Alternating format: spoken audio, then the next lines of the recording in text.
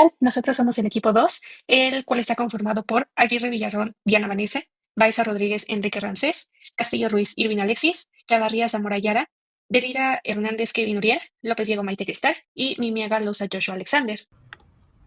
Los rayos X son una radiación electromagnética. Son el resultado de la interacción entre electrones, son externos al núcleo, son un tipo de radiación que no es visible, tienen mayor energía y pueden atravesar la mayoría de los objetos, incluyendo el cuerpo humano. Pueden atravesar hojas de papel y metales que sean menos densos que el plomo. ¿Cómo afectan los rayos X? A nivel de los órganos puede afectar su funcionabilidad, desde las fases metabólicas hasta sus funciones específicas. Puede generar muerte celular provocando la pérdida de funcionalidad de uno o varios tejidos. Puede generar efectos en los enlaces como son los puentes de hidrógeno, los disulfuro y cadenas peptídicas, al igual que puede afectar a los enlaces de los ácidos nucleicos, los cuales van a generar diversas mutaciones genéticas. Este tipo de rayos son utilizados para el diagnóstico por imagen y en terapias.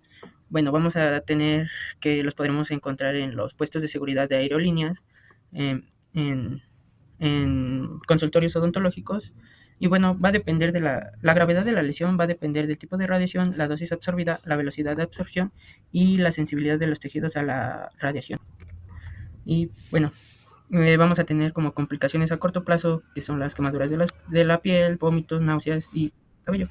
Y como complicaciones a largo plazo vamos a tener cáncer y daño en el ADN. Radiación alfa. Este va a ser un tipo de radiación ionizante y particulada formada por núcleos de helio y compuesto por 2 protones y 2 neutrones. Y se va a emitir normalmente en procesos de desintegración radiactiva de elementos pesados como el uranio, el radio y el plutonio. Va a poseer una gran masa de aproximadamente 4 unidades atómicas y una carga positiva. Esto va a hacer que sea altamente ionizante. Va a tener una baja penetración, es decir, no va a traspasar barreras como lo puede ser la piel. Va a tener una alta energía que sí puede llegar a causar daños en tejidos si se llega a inhalar e ingerir. Y su viaje va a constar de solo algunos centímetros en el aire antes de perder totalmente su energía. Como dije anteriormente, no es en extrema peligrosa ya que no atraviesa la piel, pero si se llega a inhalar e ingerir puede dañar células y tejidos. Entre los riesgos vamos a tener que gracias a la alta ionización, al interactuar las células con las partículas alfa, se pueden arrancar electrones de los átomos generando radicales libres que afecten estructuras celulares. También puede haber una ruptura en la doble hélice del ADN, causando mutaciones, errores en la replicación del ADN o incluso la muerte celular. Si el ADN mutado no se repara correctamente, puede llevar a enfermedades como el cáncer.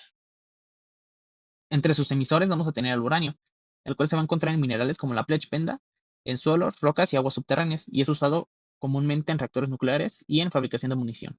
También vamos a tener el radio, que se va a encontrar en minerales de uranio, y fue usado en pinturas, relojes, brújulas y algunos tratamientos históricos que actualmente están en desuso en la mayoría de lugares. También tendremos al radón, el cual va a ser un gas radioactivo natural proveniente de la desintegración del uranio en el suelo, que se puede acumular en sótanos, espacios cerrados mal ventilados y se encuentra, como dije, en zonas con altas concentraciones de uranio en el suelo. Vamos a tener también el plutonio, el cual se va a producir en reactores nucleares y es usado en armas nucleares. Y por último, el polonio, que se cree que hay una pequeña porción en el tabaco, esto gracias a la absorción del polonio por las hojas, y se encuentra en rastros de la corteza terrestre y océanos, y es usado en casos de envenenamiento radiactivo. La radiación beta va a estar dada, como su nombre lo dice, por estas partículas beta. Estas partículas pueden ser electrones o positrones de una alta energía. Los positrones hay que recordar que van a ser casi lo mismo que un electrón, su diferencia va a estar en su carga. Estas partículas son más pequeñas que las alfa, esto les ayuda a atravesar mayores distancias de nuestro tejido. ¿Esto qué quiere decir? Si la energía de las partículas es suficientemente alta, las betas son capaces de penetrar la piel, llegando a causar daños en quemaduras cutáneas. Ahora bien, aunque pueden causar daños, también al ser más pequeñas y tener esta capacidad de traspasar la piel, pueden ayudar en una terapia contra cáncer. También hay que recordar que si estamos mucho tiempo expuestos a este tipo de radiación, puede provocar daños directos al DNA, rupturas de cromosomas o translocaciones y algunas alteraciones hormonales o enzimáticas, ya que estas partículas pueden dañar directamente al DNA, principalmente al P53.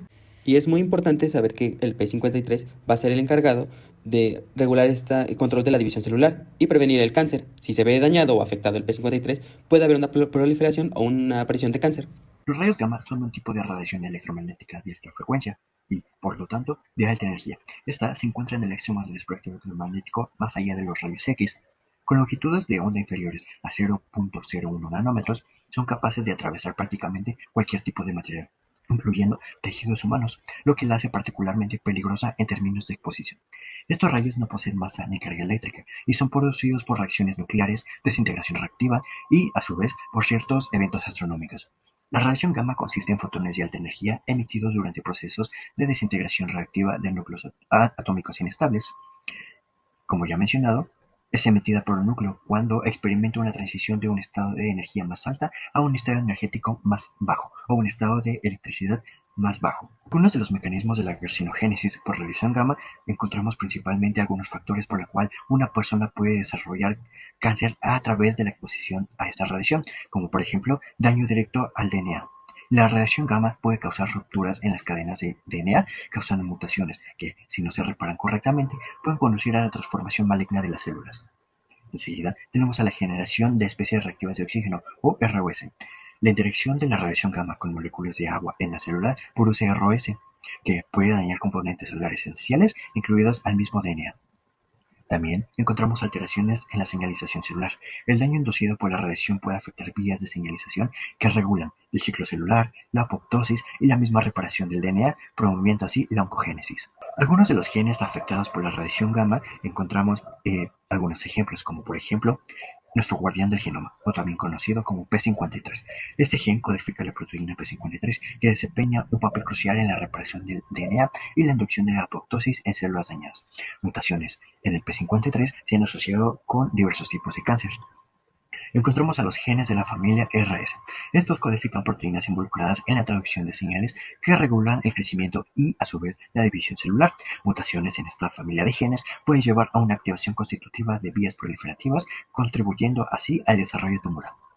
También encontramos a los genes supresores tumorales, además de nuestro guardián P53, otros genes como RB1 y BCRA1, BRCA2 pueden sufrir mutaciones que comprometen la capacidad de la célula para controlar el ciclo celular y reparar el DNA, aumentando así el riesgo de transformación maligna. Algunos de los factores predisponentes para desarrollar cáncer por radiación gamma, bueno, encontramos a la dosis y duración de la exposición. Dosis más altas y exposiciones prolongadas incrementan el riesgo de daño genético significativo.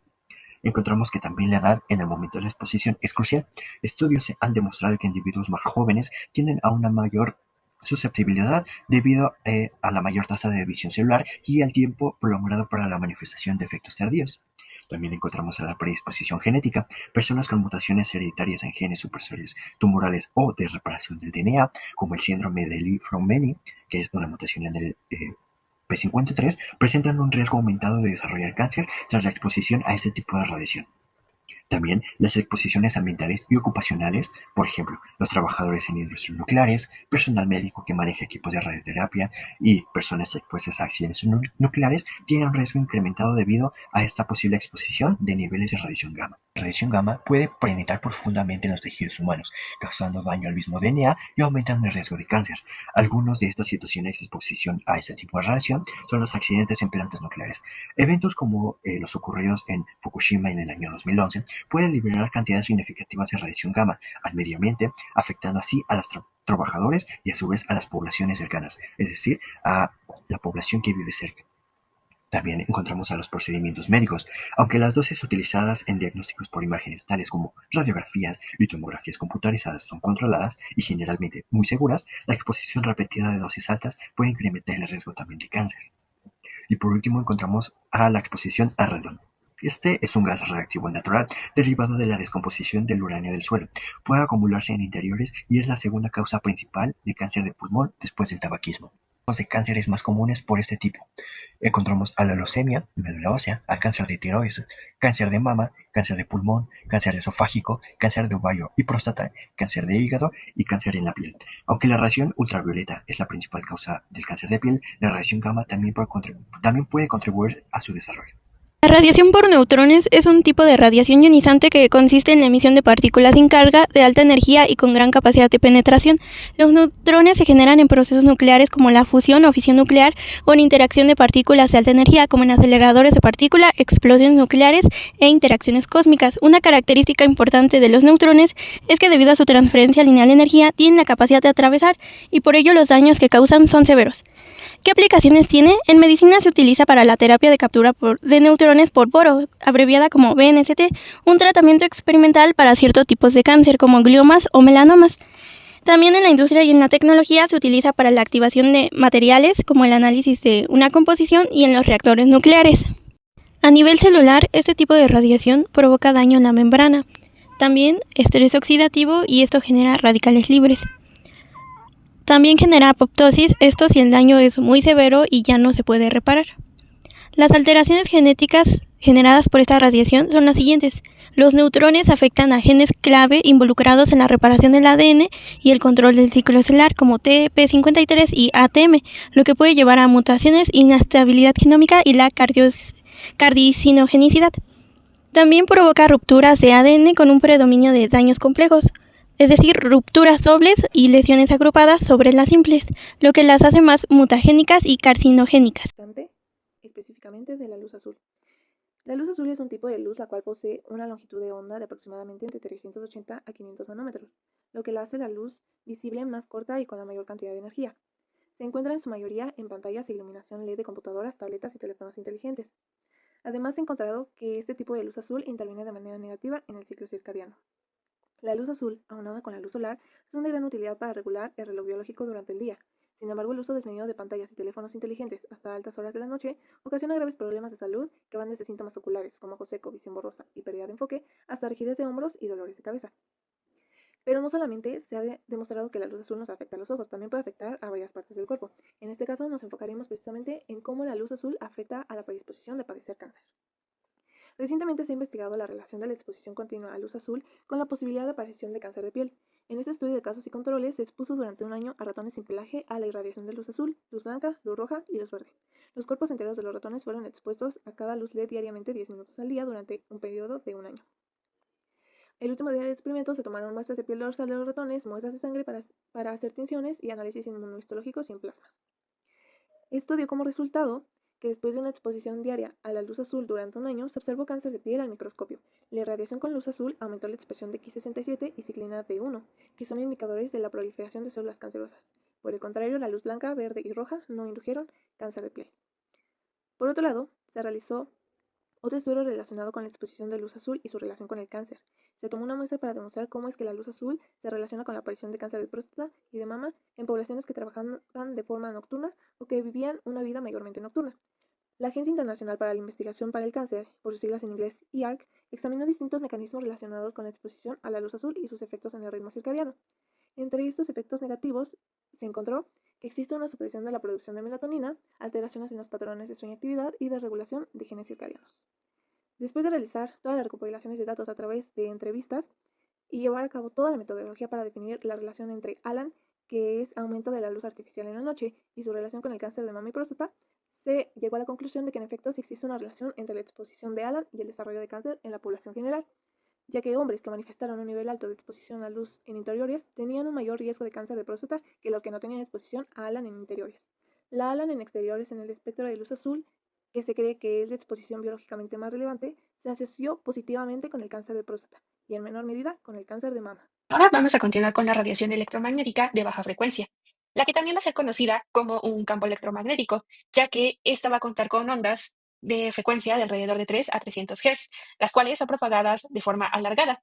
Y bueno, este tipo de radiación va a ser obtenida por fuentes como lo son las líneas de transmisión eléctrica, que son consideradas de alta tensión, los electrodomésticos, como lo son refrigeradores y microondas, sistemas de transporte eléctrico, como trenes o tranvías, y dispositivos electrónicos, como computadoras, monitores, laptops, televisiones, entre otras. Por otro lado, la radiación electromagnética de baja frecuencia pues va a ser omnipresente en la vida moderna, lo que ha llevado a una controversia, ya que la OMS y la Agencia Internacional para la Investigación del Cáncer, por sus siglas IARC, en 2002 clasificaron a este tipo de radiación como posiblemente carcinógena, perteneciente al grupo 2B. ya que esta categoría se asigna cuando hay evidencia limitada en humanos o insuficiente en animales sobre la capacidad carcinogénica de una sustancia. ¿Vale? Por otro lado, dentro de las alteraciones celulares podemos encontrar las que también son relacionadas como hallmarks del cáncer. Una de ellas es el estrés oxidativo, que puede generar daño en proteínas, lípidos y DNA celular. Con esto lleva riesgo de mutaciones o el envejecimiento celular. Y pues bueno, esta eh, este estrés oxidativo puede alterar la actividad enzimática mitocondrial, lo cual puede llevar a un aumento de producción de radicales libres y con ello, pues bueno, el estrés oxidativo de la célula. Por otro lado, está la expresión de las proteínas. Una inadecuada expresión o que se vean afectadas, pues puede causar daños durante, por ejemplo, el ciclo celular, como es la ciclina D1. Esto solamente es un ejemplo por mencionar. Por otro lado, está la supresión de P53, o sea, del guardián del genoma, en donde estudios indican que su disminución se ve dada ante la exposición crónica a ese tipo de radiación, afectando así la capacidad de la célula para reparar los daños en el DNA. O sea, se ven afectados factores como BER o MMR, ¿vale? Por otro lado, hacia la inducción del cáncer se encuentran estudios que delimitan los tipos de cáncer más frecuentes dados por esta radiación, como lo son la leucemia infantil, cáncer de mama o tumores cerebrales. Claro, estos son estudios que se han hecho, sin embargo, no se han demostrado del todo. Son solamente teorías, ¿ok? Pero bueno, se ven involucrados dentro de este tipo de radiación. Dentro de esta podemos encontrar la leucemia infantil, en donde va a llevar un riesgo en los niños que viven cerca de las líneas de alta tensión, que se van expuestos a estos campos. Lleva hacia un estrés oxidativo, una disminución de la apoptosis o una interrupción en la diferenciación celular. Esto principalmente en las células que se encuentran en médula ósea. Por otro lado, en 2007 se propuso que este tipo de radiación podría inhibir la producción de melatonina, afectando así el regulamiento del crecimiento celular en el tejido mamario, llevando también a las células a un estrés oxidativo. Por último, trabajadores que van a estar en contacto con esta radiación, como lo son electricistas, pueden también verse predispuestos a desarrollar tumores cerebrales. Esto bajo un estudio que se realizó en 2011, en donde se ven alteraciones en los canales de calcio, inflamaciones crónicas o disminución de melatonina también. Y bueno, finalmente, en cuanto a los daños de genes, encontramos a CEMIC, que este va a ser un protogen, en donde los estudios han demostrado que ante una exposición a esta radiación puede activarlo, promoviendo así una mayor tasa de replicación celular, desarrollando así el riesgo a leucemias o linfomas. Por otro lado, BCL2, ante una sobreexpresión de este tras la exposición crónica de radiación, puede favorecer la supervivencia de células con daño genético. Por otro lado, la interleucina 6 y el factor de necrosis tumoral alfa aumentan su expresión, indicando que este tipo de radiación puede inducir una inflamación crónica y con ello llevar así a una liberación sostenida de citocinas proinflamatorias y de especies reactivas de oxígeno, conduciendo a un daño tisular o un cambio en las células. Por otro lado, la ciclina D1, ante un aumento de su expresión, puede acelerar la proliferación celular. Y finalmente, P53, ante verse disminuido, puede permitir que las células dañadas sigan proliferando en lugar de irse a apoptosis, ¿vale? Y pues bueno, esto sería todo por nuestra parte. Muchas gracias.